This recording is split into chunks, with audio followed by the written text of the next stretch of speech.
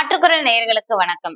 West இண்டீஸில் நடைபெற்ற 9வது 20 over உலகக்கோப்பையை இந்திய அணி வென்றிருந்தாங்க. இந்த நிலையில கடந்த 29ஆம் தேதி பர்படாஸ்ல நடைபெற்ற 20 ஓவர் உலகக்கோப்பையில தென்னாப்பிரிக்காவிற்கு எதிரான ஆட்டத்தில் 7 ரன்கள் வித்தியாசத்தில் இந்திய அணி அபார வெற்றி பெற்றிருந்தாங்க. 17 ஆண்டுகளுக்கு பிறகு இந்திய அணி T20 வேர்ல்டு கப்பை ஜெயிச்சிருந்தாங்க. இந்த வெற்றியை கிரிக்கெட் வீரர்கள் மட்டும் இல்லாமல் ஒட்டுமொத்த இந்தியர்களும் கொண்டாடிட்டு இருந்தாங்க.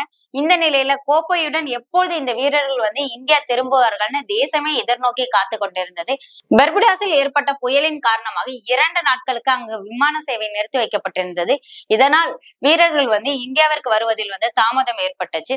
தற்போது இன்று இந்திய கிரிக்கெட் வாரியம் ஏற்பாடு செய்திருந்த தனி விமானம் மூலம் இன்று காலை 6 மணிக்கு இந்த வீரர்கள் கோப்பையுடன் இந்தியா வந்தார்கள்.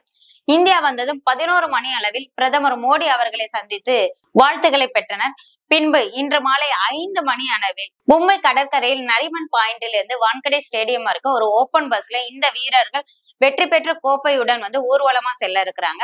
அணியின் கேப்டன் ரோஹித் சர்மா அவர்கள் தனது எக்ஸ்தல பக்கத்தில் இந்த சிறப்பு வாய்ந்த வெற்றியில ரசிகர்களாகிய நீங்களும் கலந்துக்கணும்னு ஆசைப்படுறேன் அப்படின்னு சொல்லியிருந்தாங்க. அது மட்டும் இல்லாமல் இந்திய கிரிக்கெட் வாரியத்தின் செயலாளரான ஜெய்ஷாவும் ரசிகர்களுக்கு இந்த விழாவில் கலந்து கொள்ள வேண்டுகோள் எடுத்திருந்தார்.